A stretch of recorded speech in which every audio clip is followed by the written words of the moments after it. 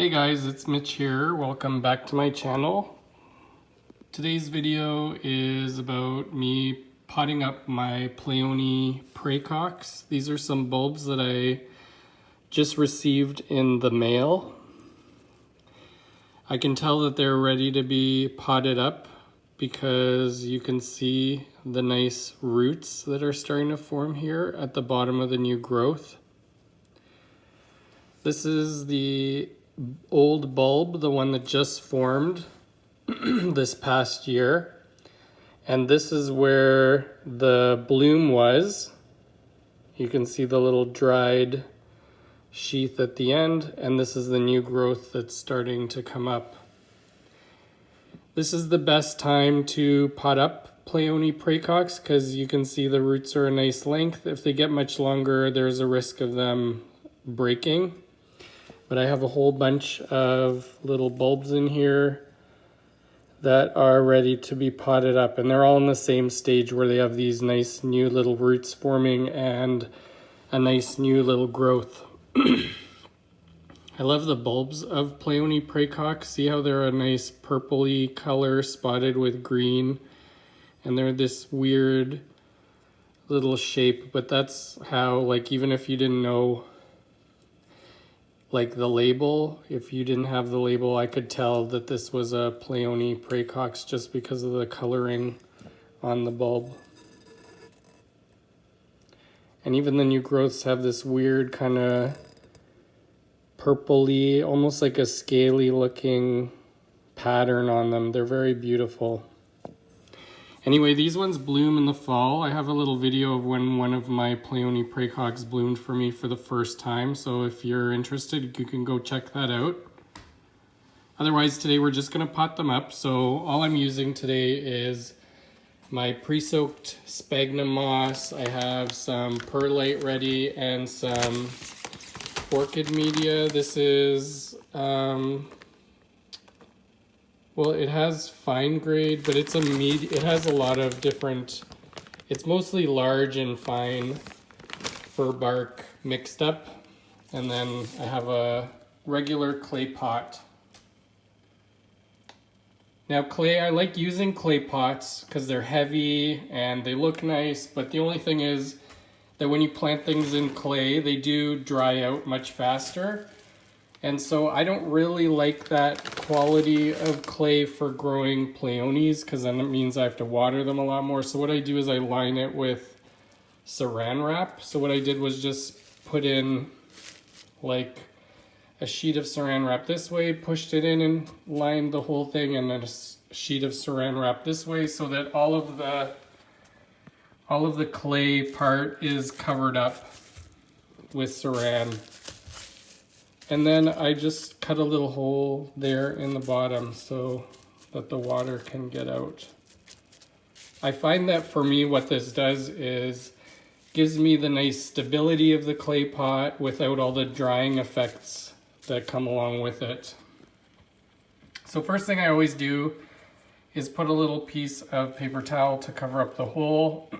This stops the bark from or soil or whatever from washing out right away really quickly, and as your plant's roots dig into grow into the pot, it'll form a little mat and hold the soil in, but until then that little piece of paper towel can be in there and hold everything in, and it'll slowly dissolve over time. Next I'm just going to pour in some bark. I'm just going to put about 1.5 inches in the bottom here and just tamp it down. And then I'm going to put a layer of sphagnum moss to cover up all of the bark. And then on top of the sphagnum, I'm going to dump a whole bunch of perlite. What this does is create a nice airy, light, moisture retentive mix. And what I do is just make layers like this going up. So now that we have our perlite, do another thinner layer of bark.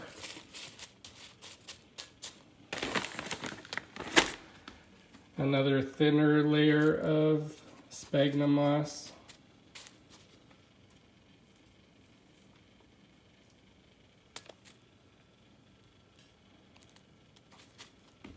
And then another layer of perlite. Perlite is awesome because it holds a lot of air in there, and that keeps Pleione roots from rotting. So do one more layer of bark. I want this to be about an inch from the top of the rim of the pot, so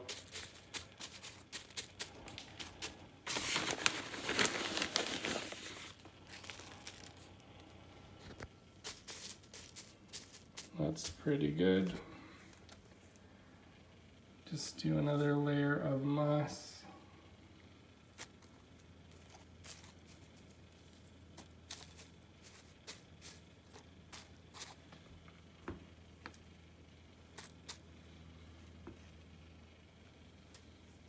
And then one final layer of perlite.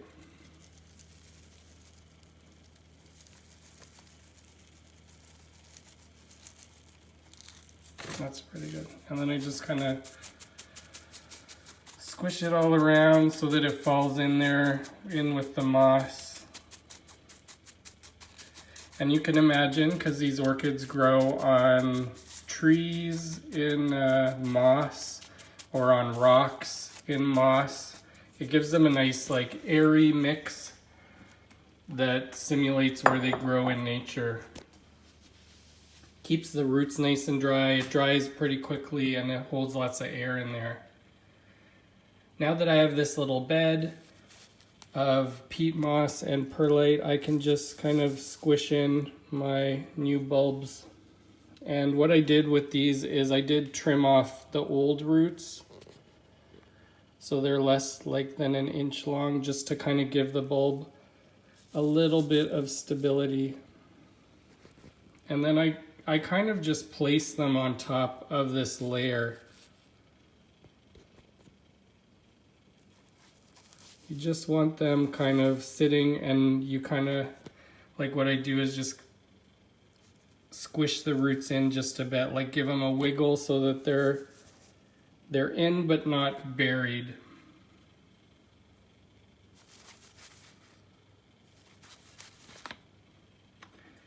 Pleiones like to grow pretty close together. I know sometimes you see them in individual pots, but I find they grow better when they're planted in little groups like this. It just keeps the humidity higher for the plants. It also keeps the mix from drying out too much because the leaves, or drying out too quickly because the leaves shade the top of the pot. They kind of make this own little micro environment for each other where they grow. And I find that they do multiply and grow faster this way. So that's it. Now what I'm going to do is just find my fine potting mix, and I'll just put a layer of that on top. So I'll just be right back. Hey, I'm back. So the only thing I did while I was off camera was just kind of straighten the bulbs so they're all sitting pretty well upright and nicely nestled in to that mix that we made. And then now I have my fine orchid media, which is mainly fine fir bark and a little more perlite. And what I'm going to do is just top this whole thing off with that layer of fir bark.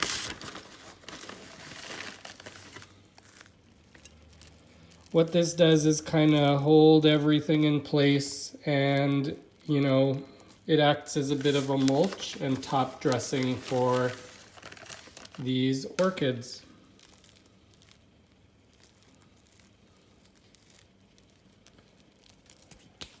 That's about right. So that's what they look like now. What I'll do is just give this pot a nice couple of tamps and trim back all of this saran wrap that is on the top. I'm not going to water these because there is a chance that they will rot, and at the moment that sphagnum that we put in is quite moist, so it does, there is a little bit of moisture in there, Plus these bulbs act as water reservoirs, so I'm not too worried about them shriveling up too quickly. As they are starting to grow already, what I will do is I will put them under my fluorescent light units. This Pleione praecox, they don't really like it as cold as the spring blooming Pleione, so I do grow these ones entirely under my light units. I just give them a little bit of time outside at the end of the summer. But over the winter, they do grow under my lights. Anyway, that's it for this video. Thanks very much for watching. If you have any questions or comments, please feel free to comment down below. And please do check out the other video where I show you my Pleione praecox bloom. Thanks for watching.